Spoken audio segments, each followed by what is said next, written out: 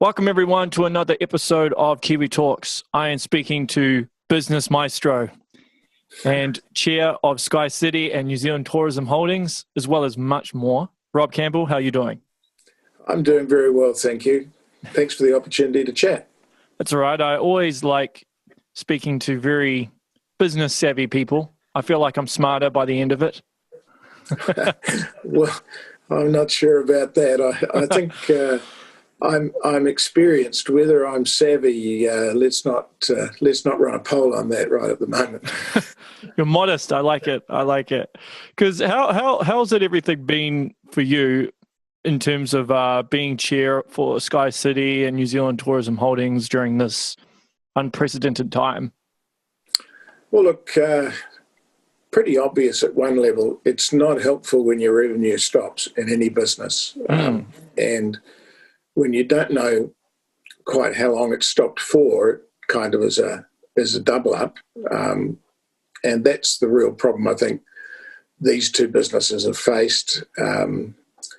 And you then have to make some pretty radical reassessments, first about financial survival, because you've got big costs that keep running on and your revenue stops. There's kind of an inevitability about financial problems within a relatively short period of time. So you've got to address that, either from borrowings or new equity or cost reductions. But pretty quickly and almost simultaneously, you have to pivot your business to make it more flexible for that really uncertain future. So you've got to kind of have hopefully you've got two sides to your brain. Sometimes we all struggle with that, but you've got to have that protective bit working pretty hard, but also you've got to have the creative bit working pretty hard. And the decisions you have to make are often unpleasant, particularly when you're having to lay off staff, but even when you're having to make financial decisions about debt or about raising new equity, etc. They're quite unpleasant decisions quite often, ones you'd rather not be making. But often they, in a funny way, they become unpleasant decisions, but not hard, because your range of choice has lessened a whole lot. The decisions are not that complex. They become kind of go, no go, do this or die decisions. Black and white. Yeah, they're, so are they tough decisions? No. Are they pleasant decisions? No. So we've been working our way through that. The teams have done really well. You become more acutely aware of the fact that your business is composed of people, not numbers. It's easy to forget that when things are going okay. You have to get people to do things they'd probably often rather not do under great pressure. They've got pressure at home as well as at work, pressure from the media, noise all around them. And again, in my sort of role, you have to think about the sort of pressure that's on the people in your team too. The first couple of days are okay because the adrenaline's coursing through everyone's veins.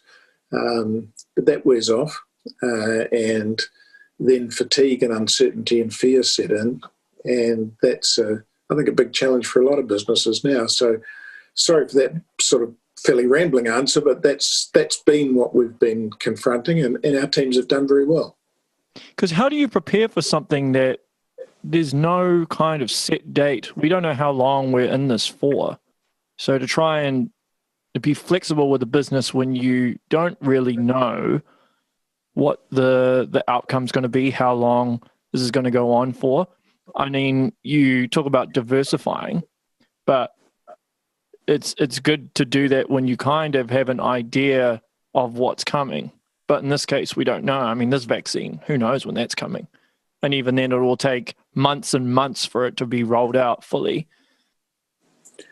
Yeah, so a couple of things about that. We like to fool ourselves that we have certainty about the future, but in any circumstance, our knowledge about the future is quite imperfect, and often what we think is likely to happen is not as likely as we would like to think it is.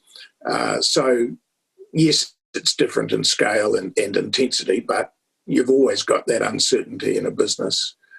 So the second thing is in the public company, and this is a bit counterintuitive in a way, but in the public company area where I work, primarily you've got these kind of controls, which can be a bit irksome for a director, but you won't get an audit report. So the two companies we're talking about both have financial years that are ending in June 30, so we were in the midst of it at that point.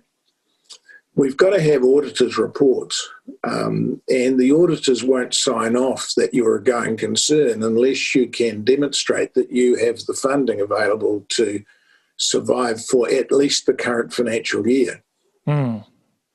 So in a way, you know, we're a small business, you might not have that kind of certainty. In a public company, you sort of have to create it. You've got to get the borrowing lines, you've got to get the equity, you've got to get the cash flow, or, you know, a fairly hard-asked auditor's going to say, well, you're not really a going concern, and the impact of that on the market is going to be extremely negative. So you're kind of forced into creating this maybe artificial, but nevertheless this sort of island of certainty over the next 12 months at least. You're forced to get into that really quickly. That's, as I say, it's a bit helpful in some ways. Out beyond that, so you do then you create that level of certainty that you can still be alive this time next year. And that's not a concern about those two companies, but nevertheless, we had to make sure it wasn't. So you do have a little bit of time to work it out. And now what we're having to do in both those companies is say, well, let's assume that for, you know, without giving away any state secrets, for 2 or 3 years, we didn't have any overseas tourists. What would our business have to look like to stand up over that length of time? That's sort of the next stage of it. Because if you can't do that, and it does turn out we don't have any overseas tourists for 2 or 3 years, well, you've got a big problem. Yeah, so we're currently engaged in that. We've in both businesses, we've managed to sort of remodel our business such that we would be okay. Not as we would like it to be, but we would be okay in that circumstance. Now, beyond 3 years, crikey, who knows? But what you try and do about that is to retain the optionality to grow if you're wrong. And there is tourism return, which I think there will be, but don't know. So you've got to try and leave enough of your business intact that if tourism does come back, you're in a position to take advantage of it. But you take Tourism Holdings, there's no point in selling all your fleet to survive the first year and then find tourism comes back and they all want camper vans, you haven't got any. Yeah, that's right. That's right. So you've got to try and find that optionality, which again, I think in both of those businesses we've managed to do. So we're feeling pretty good about where we are. We're not there yet, but we're feeling pretty good about the direction. So there are quite a few people out there that don't really realise, I think, what a chairperson is or what they do. Are you able to elaborate a little bit on what that role entails? I'm not sure I should tell you the state secrets. It might be a very good thing for me if no one knows what I do. But look, no, seriously, it looks on the organisation chart, it looks like you've got a lot of power. Like most organisation charts, that's mainly bullshit. And if you do have a lot of power, there's probably something wrong, because businesses don't work like that. If they do for a short term, they won't last unless you've got a whole array of people involved doing the things that they're good at and cooperating together. So for a person chairing again, we're talking about public company boards here because that's really what I do. Yeah. You have a coaching role for your senior executives, particularly your chief executives. You're an advisor and part coach to those people, guiding decisions they make, decisions that are ultimately theirs, but you try and guide and help them. That's the kind of these are in no particular order, but they're the ones that occur to me. Secondly, you've got a group of other directors who have different skills and experience and capabilities. You have to try and get from those people the appropriate contribution. No one's a fully formed director that can be a really good advisor or monitor across any business of any size. So you've got a different group of people. You're trying to get the best out of each of them, but keep them together in a team of some kind. A divided board is absolutely hopeless, both to the business and very unsettling for management. So have you been on a divided board? Yeah. Unfortunately, people don't always agree with me. So how can that be, Rob? No, look, I have been on divided boards, and they are, like any divided team, it's an unpleasant experience, and it's unsettling for other people involved. So you've got your job as chair is to avoid that and to keep people working together, and then you've also got a role representing the business with investors, with regulators, politicians, other stakeholders, because you have a kind of figurehead's probably not quite the right word, but you do have a leadership position externally to the company as well. So those are the main things that you do. There are no formal rules about it. Every chair does it in different ways, and I find I'm a little bit different in each company depending on what the skills and capabilities are and what the urgency of the business is. But those are the things I do. Makes sense. Because one of the great things I think about you is, and I don't think you really see it a lot with business people, as they move up the food chain, they kind of become a bit more guarded, I feel. Probably because they're at the mercy of shareholders or the board or whatever. But I know you're quite an opinionated person, which I think is a great thing. And you have no problems with putting out opinion pieces or saying things that you firmly believe in. Yeah, look, doesn't suit everyone. There is, I think, and so my view is, here's an opinion straight away. My view is that, the regulators, the financial authorities, the Institute of Directors, the Stock Exchange develop quite formal patterns that they expect you to adhere to, and they're usually called something like best practice or governance best practice or something of that kind. And they're rules that are distilled from past experience, but they're a little bit one size, in my opinion, one size fits all. But people do get schooled into those over a career in management or advice or whatever it is, and then on boards, many boards are run quite formally in those ways.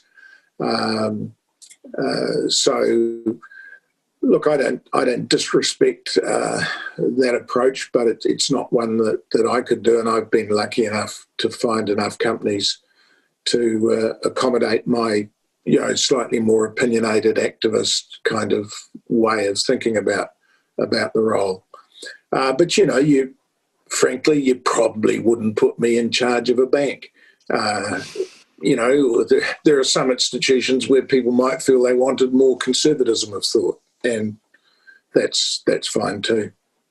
Yeah, I'd imagine you'd have a pretty good bullshit meeting. I wouldn't mind a job chairing a bank, but but you can understand. There are businesses that wouldn't necessarily want someone who was happy to express a view that wasn't necessarily the orthodoxy. Yeah. But you'd have a good bullshit meter? Would you be able to meet someone and be able to tell if they're lying or not? Or get a sense of it? Look, I think I've got better about that, but, I have been, in the not too distant past, I've certainly made bad investments based on my judgment about people, and particularly an early stage investment. I've reached the conclusion I'm not a particularly good judge of who a good entrepreneur is. I think my judgment about some other aspects of business is better, but my judgment about people in the kind of venture capital space hasn't been very good, so I don't do it anymore.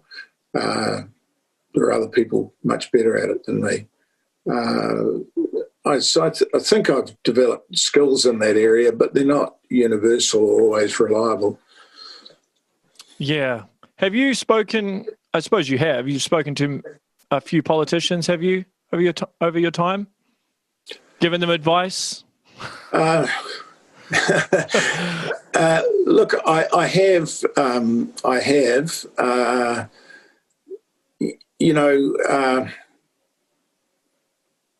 I think one of the things that happens in New Zealand and probably around the world from my observation is that people who succeed in business or get into leadership positions in business develop a view that they know more about the world than they actually do know. And they develop a view which is quite arrogant about how much better business is at doing things than other parts of society. And so when businesses talk to politicians, they're normally, while they will cloak it in this is good for New Zealand, this is good for the community, what they really mean is this is good for me and my business. And so you tend to get from businesses who are talking to politicians special pleading. And I've said to many politicians from both sides of the fence, don't you get really sick of businesses sidling up to you, trying to persuade you that something's in the common interest when really it's just in their interest? And they all say, absolutely, drives us nuts. Wish they would stop doing it. Doesn't do them any good. Yeah, I think that's all voters, though. Voters tend to vote for self-interest. Yeah, that's right. And it's not that dangerous if there's just one of you, but if you're the head of a multi-billion-dollar business, you either do carry a bit more weight or you develop the view that you should carry a bit more weight.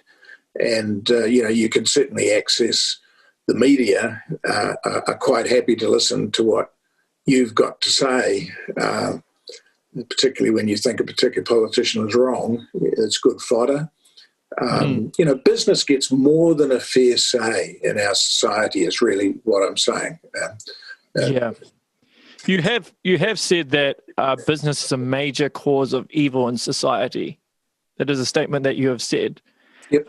Can you elaborate on that?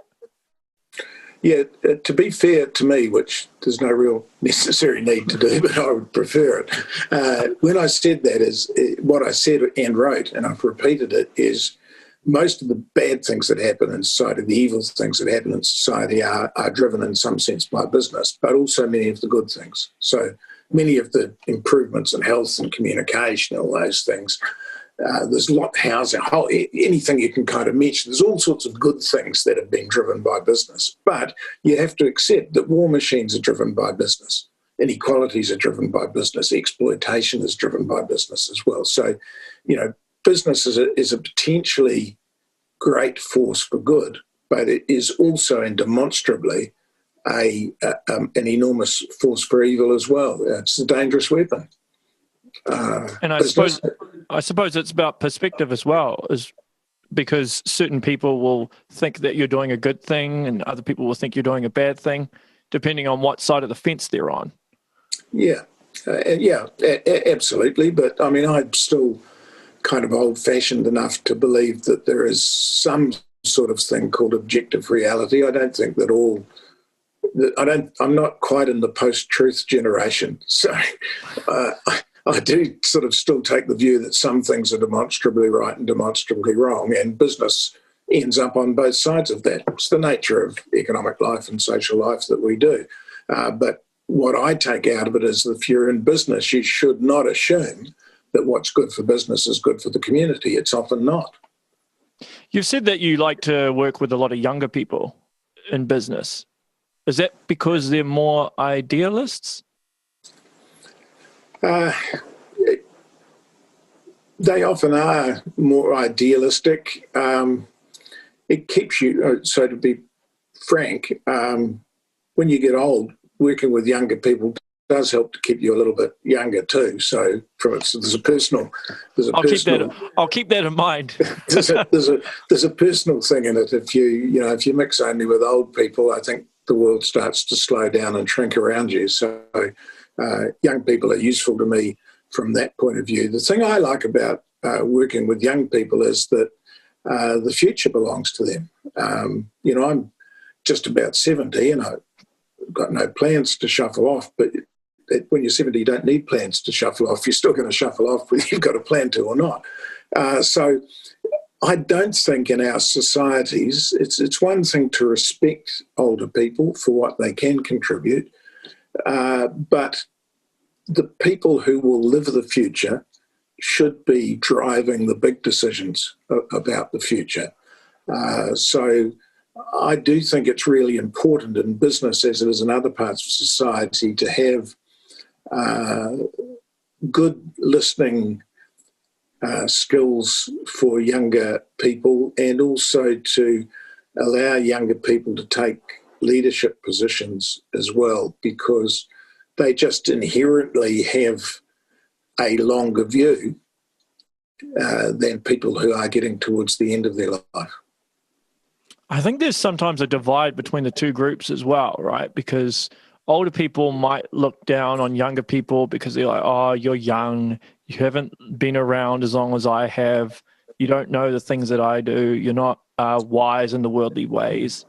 And I think young people think, well, old people, you're so out of touch, that was decades ago, you need to start thinking like this. And sometimes I feel it can be difficult to get the two groups to kind of reach a mutual agreement. Oh, look, there's no doubt that generational divide is an issue, and in particular when significant social and technological change have speeded up significantly, that shows up more quickly.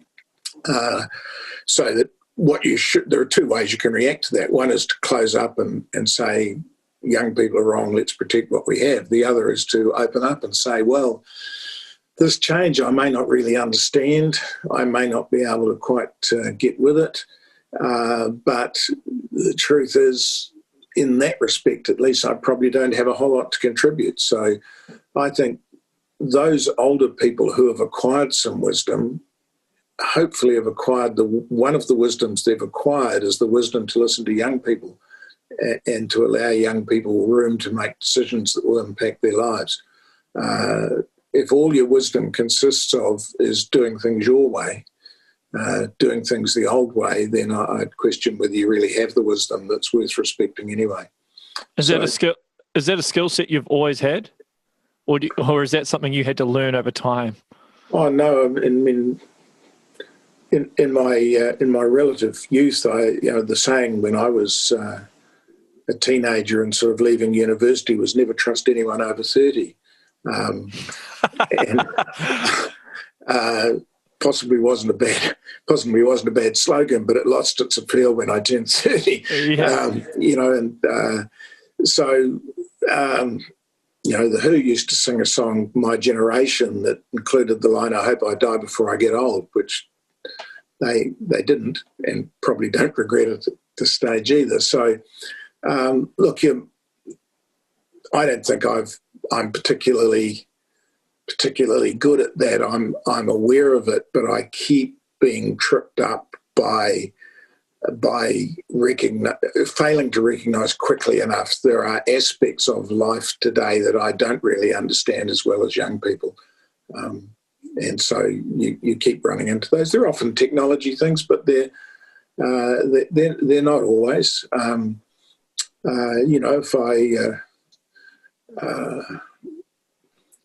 If I think about it, I think a lot of the cultural issues that we have in our society, which has changed a lot from the society I grew up in, I think younger people, because they've grown up in a different society, have a much more flexible attitude to other cultures than people of my generation did and still have.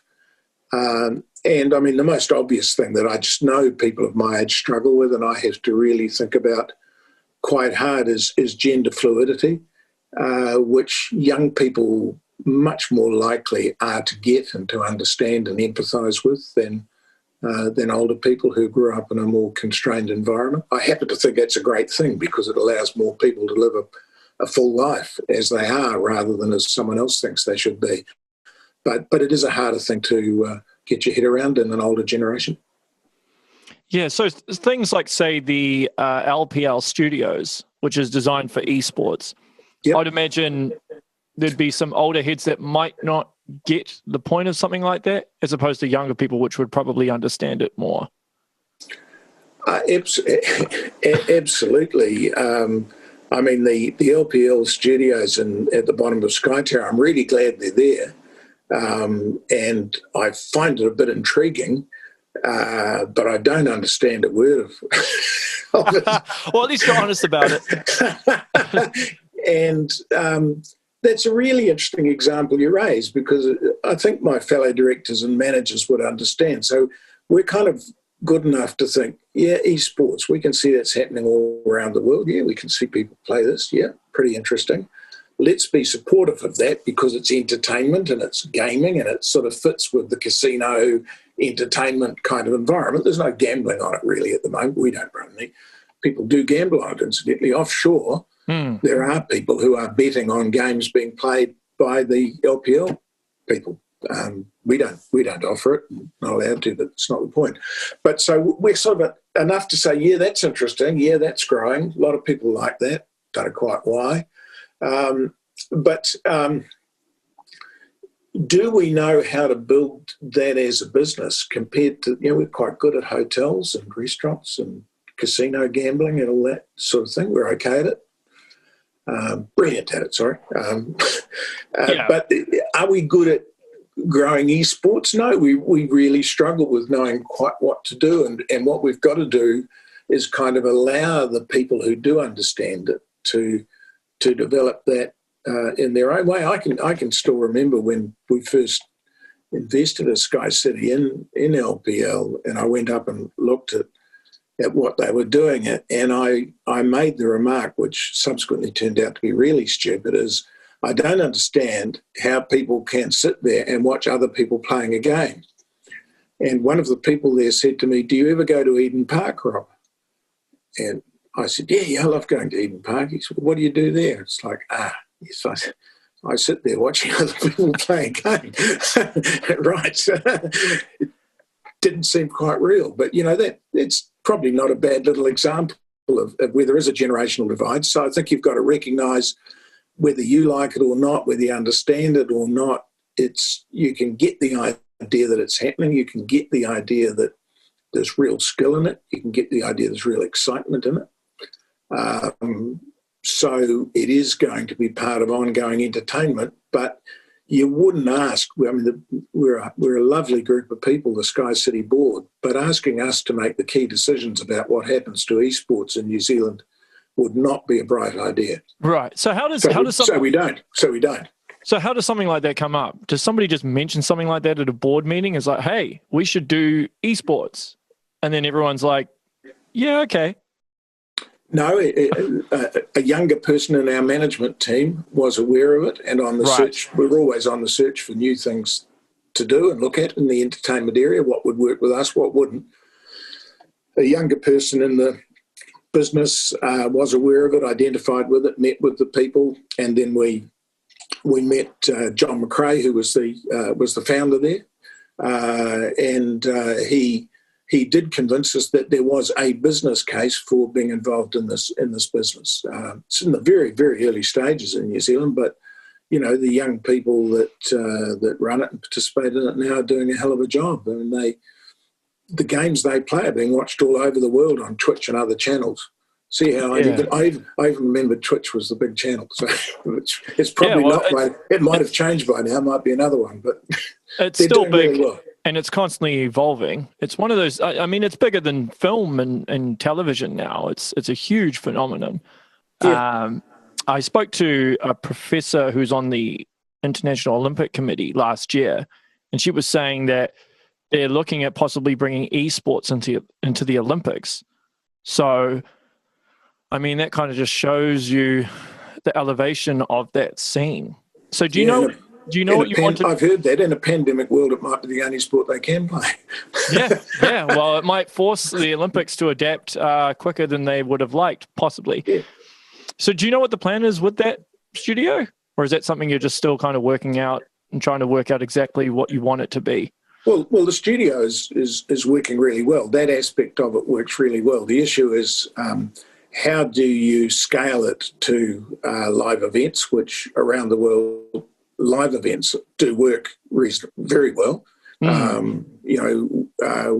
haven't, the team hasn't really been, we have been some live events, but we haven't been able to scale it particularly well in that area. And then secondly, I think there's a whole licensing and marketing area that we haven't been particularly good at, and the team are working on it. The whole purpose of it is to develop it and realise its potential, which we're nowhere near at the moment. I hope it becomes a bigger and bigger part of what we do.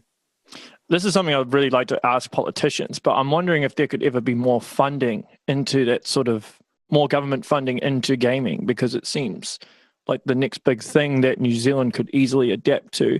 I mean, if you think of visual effects companies like Weta, there's a lot of crossover between the animation of visual effects and, say, video game design. Yeah, well, look, I mean, government's funding everything these days, isn't it? So, but leaving the sort of immediacy aside, I mean, there's no particular. Look, there could be a relationship. To my knowledge, there's no relationship between Weta and LPL, but the Weta team are building a huge facility in Auckland, just across the road from LPL, which will open in the next couple of months. Oh, wow. Okay. Is a kind of they would probably roll their eyes at this, but I'm going to call it a virtual reality experience built by Weta. They would probably roll their eyes at that wording, but nevertheless, it's going to be very exciting. So all that's part of where the future of gaming and entertainment is going to be. That's not a gambling thing, but it's part of our whole complex.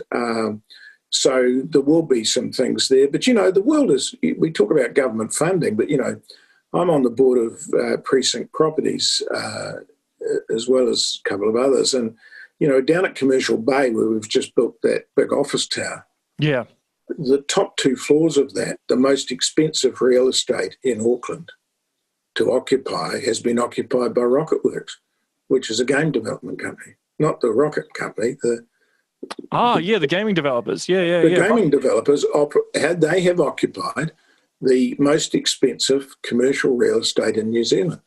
Now, if that's not some sort of a coming of age in terms of that area of economic activity, I don't know what is. No government funding there that I'm aware of. So, those sorts of organisations are big in New Zealand. They're very significant economically, and we've got to support them in every way we can, commercially, as well as through the government. I think I wouldn't. I mean, there's no point in being picky about it. The racing industry seems to get plenty of government assistance, certainly under the past Minister of Racing. So why wouldn't game developers? I hope they do. It seems to be something New Zealand has some capabilities in, doesn't it? Yeah, and I think there's one thing that I think people often forget in regards to government is every time funding or resources is allocated to something, they have to take away from something else. Yep. So, there's a bit of a cause and effect. I suppose it's like a bit of a seesaw. You got to get that balance right. Yeah, but look, I think it is an area that is pretty robust economically. It doesn't seem to need quite the taxation support that the older film industry does. I'm not even opposed to that. I can see there are economic benefits from that as well. But it is interesting that in that whole game development area, it does seem to be something that can succeed pretty much standalone commercially if you're good enough about it. Yeah. What's your view on property within New Zealand? Because obviously we don't have a capital gains tax. a lot of Kiwis tend to invest in residential property. That seems to be where the majority of investment is. And obviously we have a lot of divide in terms of wealth, because if there's the haves and the have-nots. And I know you've posted things on LinkedIn in regards to this, and with Labour's recent taxing. Just want your thoughts. Yeah, look, we do. We don't have a capital gains tax, you're right, which many, if not most other countries do have. Like most taxation things, it's not a kind of a silver bullet to solving inequality or raising money, but no, it's not. It does create a sense of equity to see gains made through capital investment taxed in a similar way to gains made through physical labour or mental labour. So I think it has that kind of social benefit to it. It does probably remove some skewing, although this is it's a very complex area. You know, one of the things that happens with capital gains taxes is that it often leads richer people to overinvest in property which they're occupying, rather than necessarily helping them to,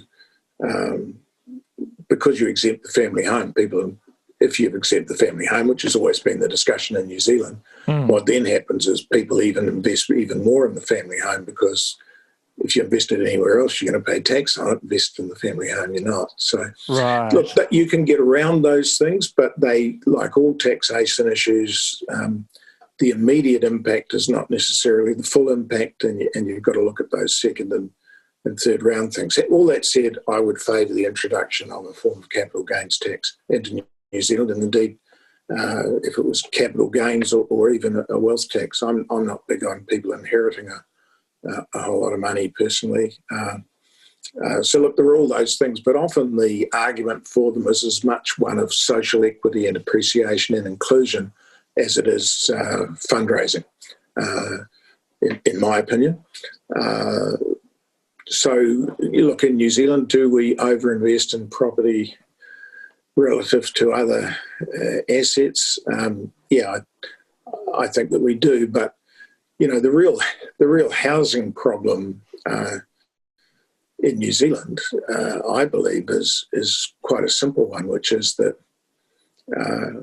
supply and demand applies to housing just as it does to most other things, and we have had a deliberate policy of growing our population in the last 20 or 30 years at a rate which we have not matched by building houses. And there's only one possible outcome of more people looking for houses and not as many houses being built, which is the price goes up, which particularly in Auckland is glaringly obvious. And equally, you get to a point where there isn't any way that the bottom, call it 20, 30, 40 or even 50% of earners can't readily afford to buy a house. So you can either try and pay them more, but that's a bit of a chase the tail thing, or you can, force costs down, which is not all that easy either. What you probably have to accept is that the government or some other agency is going to have to build rental housing for a large amount of people, which, again, if you look around the world, is exactly what happens for exactly that kind of reason. Yeah, well, so we just haven't built enough houses. Well, and I think the other problem is it seems like most of the workforce and all of the investment is into Auckland, right? Because that's where a majority of the jobs are. So it's not spread out. I mean, a lot of cities around the world, a lot of people commute from outside the cities into the city for work. But with Auckland, you can't really do that because there's no viable public transport system outside the city itself. Our planning of infrastructure has been appalling. As I say, we grew Auckland, but we didn't provide the rail infrastructure. We didn't provide the bus infrastructure. We're now trying to retrofit it into the city, and that's really hard. I mean, but the water crisis in Auckland is an even clearer example of this. Hmm. We expanded Auckland. We built really, not this is a slight exaggeration, but we built pretty much the whole of the North Shore and West Auckland without adding any water capability to Auckland City. What were people thinking? What was the end outcome of that? We were going to end up short of water. We simply didn't provide a head for it. Similarly, we didn't provide the wastewater systems that we needed. So now we now need to clean up the harbour, and we should clean up the harbour. But it's just another example. Everywhere you look in infrastructure in New Zealand, people sort of behave as if the gap was one that you could spend a few billion in a few years and correct. But it's much bigger than that. It goes back government after government after government. A local body system dependent on rates that is unable to finance the jobs that it has to do. There isn't a way the Auckland City Council on the rating system can meet the demands of the infrastructure that a city the size of Auckland needs. It just can't happen. It seems like a lot of corners are cut all the time. Yeah, look, to be fair to New Zealand, it does happen in cities all over the world. Most of the big cities in the United States have severe infrastructure problems driven by exactly the same thing. Some European countries have done better, but most of the kind of the basic infrastructure articulation in big cities around the world was done in the 19th century, or certainly in the first half of the 20th century. And like most things born that long ago, they're getting a bit tired and old. We kid ourselves about those things. It's a problem of social control and of capitalism to some extent, where you privatise the benefits and socialise the costs. That's a lot of the environmental crisis is caused by the fact that we allowed businesses and individuals, we went on doing things, ignoring the fact that we were destroying something else, and expected that society would pick up the cost of doing that. And eventually that bill comes home and people think, hang on, we've got no way to pay it. Humanity hasn't thought seriously enough about the issues associated with its growth and the way, not just the numbers of us, but the way that we live.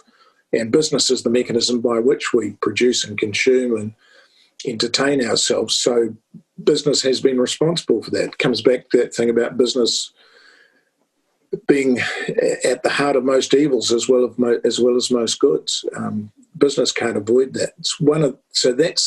When people talk about today business having a purpose and business doing this and business doing that, it is right, unless our businesses are deliberately oriented towards doing good, to meeting the full costs of what they do, we'll just continue to do this stuff. So if you had a magic wand, what would be your way to fix the problems with Auckland? What do you think that Auckland needs to do to fix the problems that it has? This will be deeply unpopular probably, but that's all right. I think to genuinely address the problems, we need to find a way to slow down the population growth in Auckland, and that's possibly an immigration issue, but it's possibly also a deliberate policy they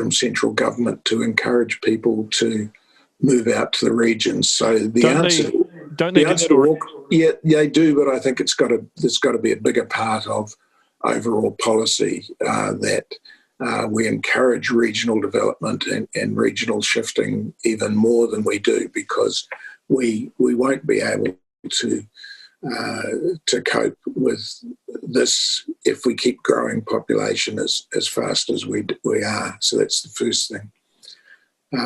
The second thing I think we have to do is to apply, again, much of New Zealand won't like this, but the only answer is to apply enhanced proportions of central government funding to the major infrastructure projects that need to be done in Auckland. And that, as I say, the current rating system simply can't finance that. So I think it's a national issue. should be addressed nationally. So I think there needs to be a bigger proportion of government funding devoted towards the major city in New Zealand and its infrastructure issues to speed that activity up. At the moment, I believe we're falling behind rather than catching up. So those are the two main things that I would do. I mean, we've all got pet projects too, but leaving aside which ones you would do, which is much more of a matter of personal choice. If those two things don't happen, if we keep growing as fast as we are and we don't solve the funding issue, then whether you build a tunnel under the harbour or a train out to the airport, those are really peripheral. There's so much of it that needs to be done. You've got to solve the existential issue first and then decide what's going to be done.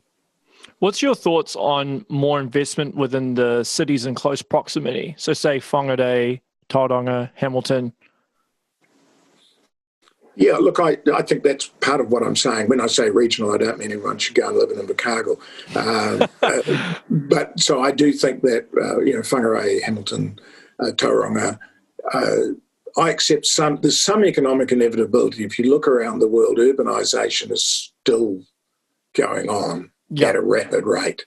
And there is something about cities that get up to a size, which Auckland's certainly at, where they continue to regenerate themselves. So I think it's much better to conceive of that kind of Tauranga, Hamilton, Auckland, Whangarei as a single kind of economic unit. It's one of the reasons why I'm a supporter of at some stage of the game, I think we will shift, if not all, then a significant part of the Port of Auckland. I was going to ask you that, will go. And the only way you can really address what should go where is to address it on a basis which looks at Tauranga, looks at the inland port facilities, for example, in the Waikato, looks at Whangarei, and make some decisions about that. So you've got to set up a structure that's capable of making decisions on that basis. At the moment, we still don't have that. Yeah, well, if you add up Auckland, the Waikato, and the Bay of Plenty, that's 50% of the population right there. Yeah, and it's, I'm not sure anyone would take the bet with me, but I'm prepared to wager heavily that it's going to be a bigger proportion within another 10 years. I'd imagine so. Yeah, so it does make sense for New Zealand to focus on resolving what kind, and it's near enough joined up. What sort of conurbation is that going to be? Is it going to be a future fit one, or is it going to evolve in the way the current structures have evolved in bits and pieces, partly driven by private interest, partly driven by local government funding, and even just capability of planning New Zealand. In many ways, you've got to remember, even our team of 5 million is not a very big city on a world scale. No, and we still tend to have. I mean, I'm just another area I'm involved in is the electricity distribution network. And look, I'll get the number wrong and someone will give me a kicking for it, but I don't think it matters. But there's something like 25 electricity distribution companies in New Zealand, all with their own little patch to look at, all investing in this little way of doing it and that little way of doing it. I mean, well, that's just a farce. Someone's got to resolve that. Someone's got to step into the electricity distribution system and say, no, it doesn't make any sense for a modern economy to be doing it that way. It's a microcosm of the ports. I think, the health system's a bit the same. I mean, how come we've got so many district health boards? We've got 3 in Auckland, for Christ's sake. Yeah. It's kind of nutty when if you looked in from outside and looked at it, you'd say, hang on, that doesn't make any sense. And the reason is it doesn't. Yeah, well, we do things very weird here. I mean, even in terms of how we do our construction of buildings. I mean, I've found every time I go overseas, I see that most cities have built up, but we tend to build out, which is part of the reason why I think Auckland has such urban sprawl. It's because the only exception I can think of is probably Wellington, and that's because it was hindered by hills, so they had no choice. Yeah, that's right. I mean, I think the current Auckland unitary plan is it's a significant improvement on that, in that it does encourage at least multi-storey building along those main arterial routes. I mean, it does face a certain amount of resistance from residents who are likely to be impacted by that, but it's a nod, and more than a nod, it's a significant step in the direction of having a more rational way of building a city. So, there's a bit of hope there. Yeah, well, I know there was a lot of red tape around, I think, constructing any building that was over six levels, 6 stories. Yeah, and I think Labor have implemented some policy where in the 5 major cities within the CBD, that's no longer there. That's no longer a problem, apparently. Out of my area of expertise, but observation is that it's certainly improved, and it's easier to build in a rational way. Incidentally, I think that does have to be planned. I don't think that is something that can be just kind of... I know everyone's popular now to hate the Resource Management Act, and there's no doubt things to be done about that outside of my expertise, but I wouldn't like to see that being thrown into open slather. So I think that there still needs to be quite strong social control over where you build higher and where you have your intensity. It has to be where you are building public transport routes. The city of the future can't afford to just allow people to build wherever they like if that is not where the society is capable of providing the appropriate infrastructure, be it water or transport or whatever it is. That's a very valid point. Very valid point in terms of building close to public transport networks. Yeah, you're going to have a city. I mean, I've talked about slowing down growth in Auckland, but and I do think that's desirable. But even with a slowdown in growth, I don't see any way Auckland doesn't become a city double the size in terms of people that it is. The trend that's on now, and the trend you observe around the world, unless you had a very draconian piece of legislation banning people from living here, which I don't think you're going to have, Auckland is going to double in size again. Yeah, well, it won't be long until it hits 2 million.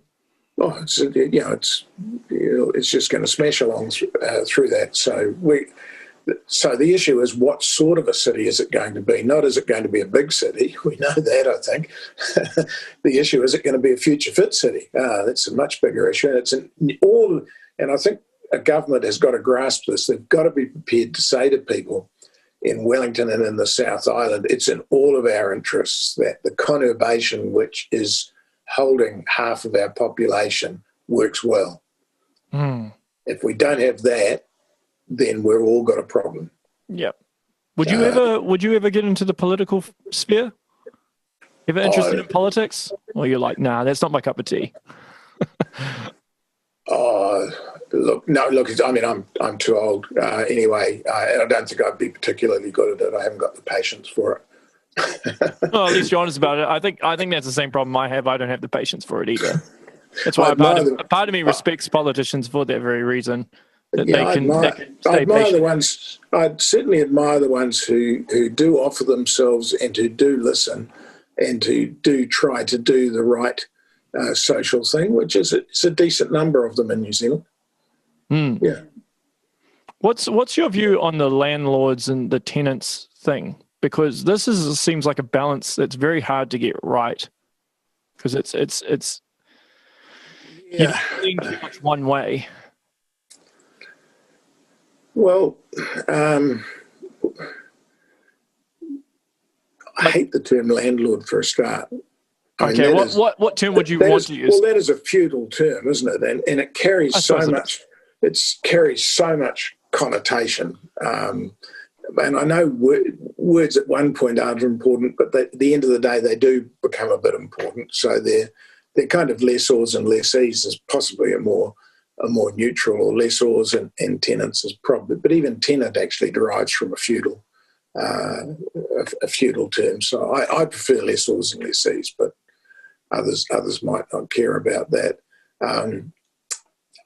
I believe that in the commercial world, I think our current, I was about to say landlord, our current lessor, lessee laws and relationships are a pretty good balance and work pretty well in the commercial world. And I think you've seen that through COVID where, look, I've no doubt there are some examples where building owners have treated their tenants badly, but the overwhelming majority recognise that owning a building isn't all that much use to you if you don't have a tenant or if your tenant is going broke. So it makes sense to accommodate as best you can. And there's been relatively little friction over that.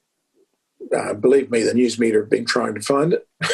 And if they haven't found a lot of it, I think you would say that works pretty well. So it's mainly a residential issue, I think, that the lessee-lessor fight. And I don't think there is an answer to that other than the regulatory one in terms of building quality, in terms of maintaining that quality, in terms of giving tenants additional rights, which will sometimes be irksome to lessors. But, if you don't like it, invest your money in something else is what I would say. The worst examples of lessor-lessee tension are all, to my knowledge, in private accommodation and inevitably where the people who are the tenants are the most vulnerable. So it's really about the social support that those people can be given, and there's no question that many private landlords behave badly. I mean, you saw this guy, forget his name, just this last week, who was head of a property investors association, saying publicly that people shouldn't be putting heat pumps in because the government might change and the new government wouldn't require them.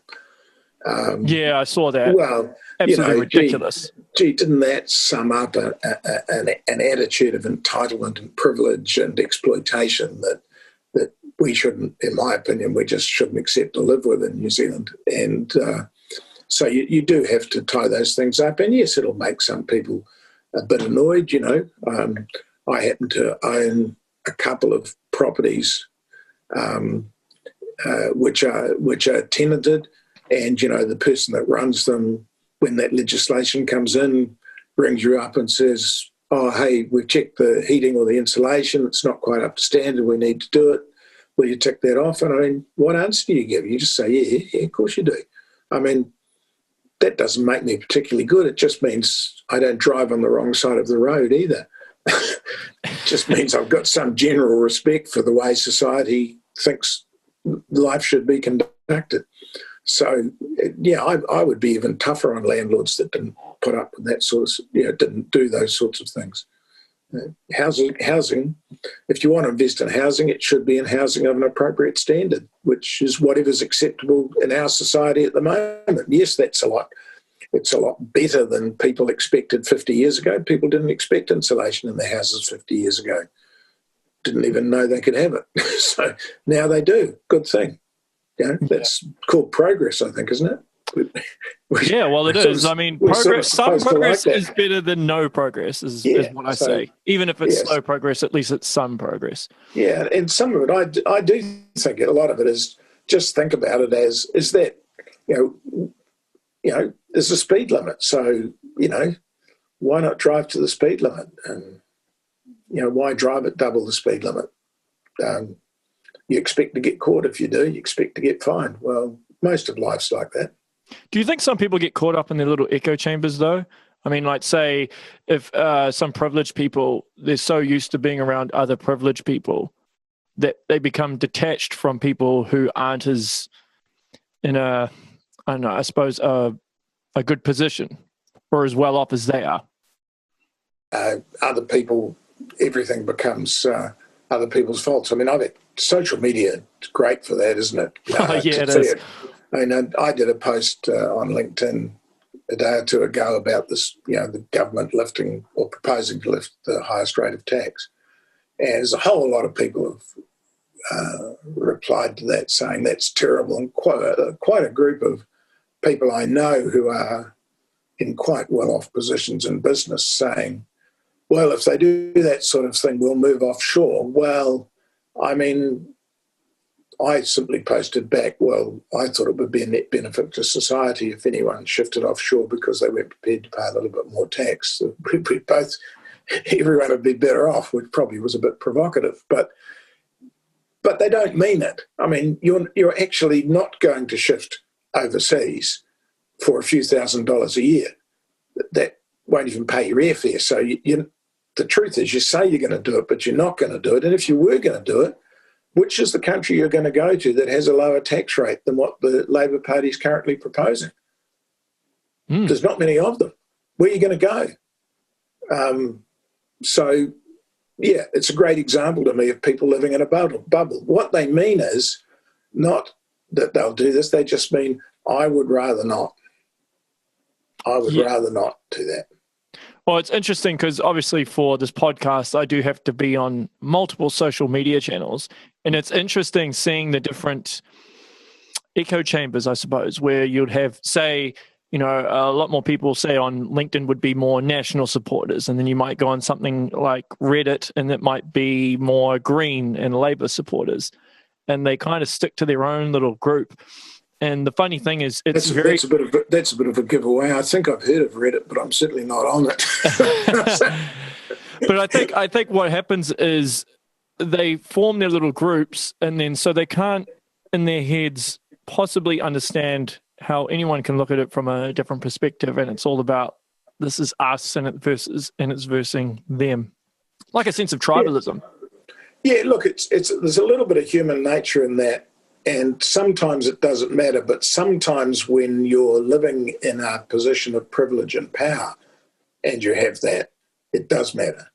And it's more important that those people are challenged to say, hang on, that's not a good way to think about things. That's destructive. You're actually hurting other people's lives if you think that way. So, yeah, it's need to be challenged that way. Yeah. We live in such pods.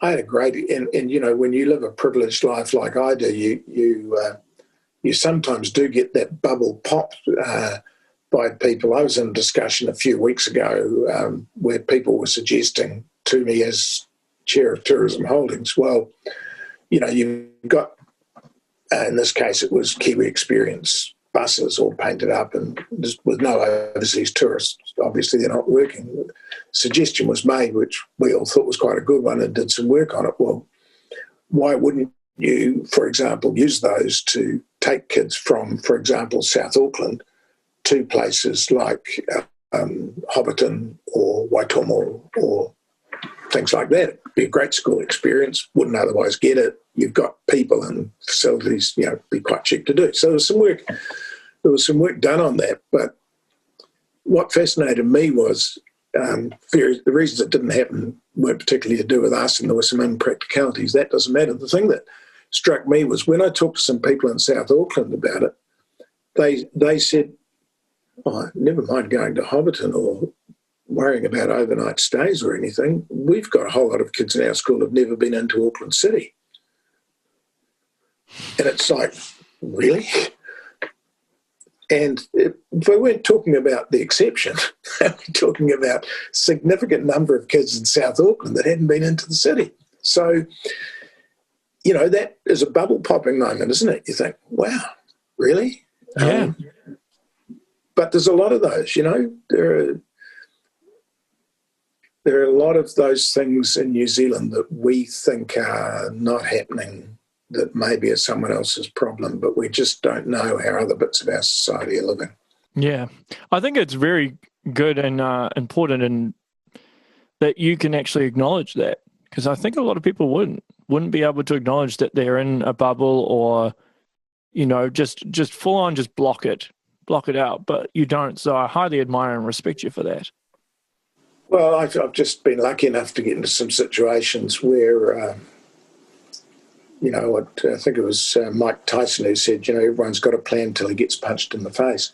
And if you put yourself in a position sometimes of mixing with a wide enough range of people, you do sometimes get punched in the face and you think, wow, I'm fairly dumb, but I can understand that's an issue if that's the case. You know, it's like I just had it explained to me the other day, and it had to be explained to me, and it's shameful, really, that there were many people in South Auckland who were not getting COVID tested because they were overstayers. And their fear was, even though people said, it'll be okay, we won't give that information to the immigration authorities, they were in the yeah right category about that. Mm-hmm. And I was in this conversation and we were organising some people to do it a different way. But then one of the guys said to me, because I said, well, all we need is the national health number.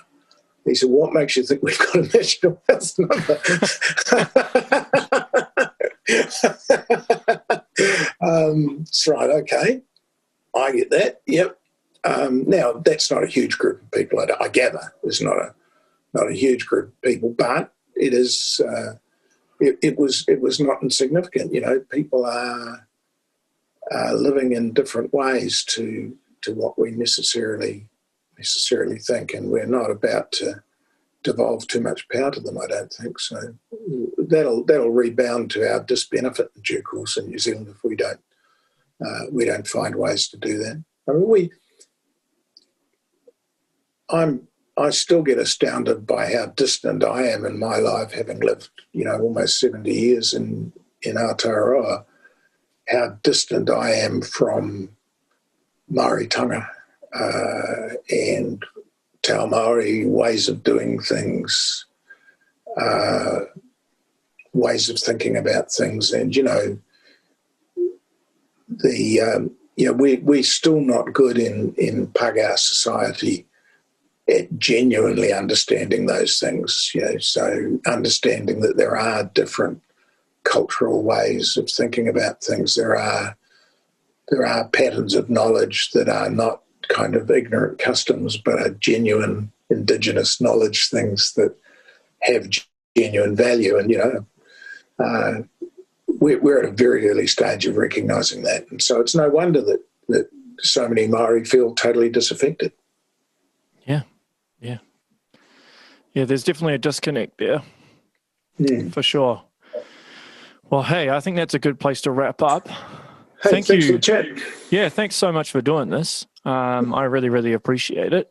Hopefully at some point I can come up there in person, shout you a coffee. That'd be good. It'd be nice to meet up in person. I appreciate the opportunity to chat, and good luck with your work on the podcast. Hope it goes Thanks well. very much. All right, Cheers. Well, that's the show, everyone. Make sure you share, like, and subscribe. And until next time, stay safe.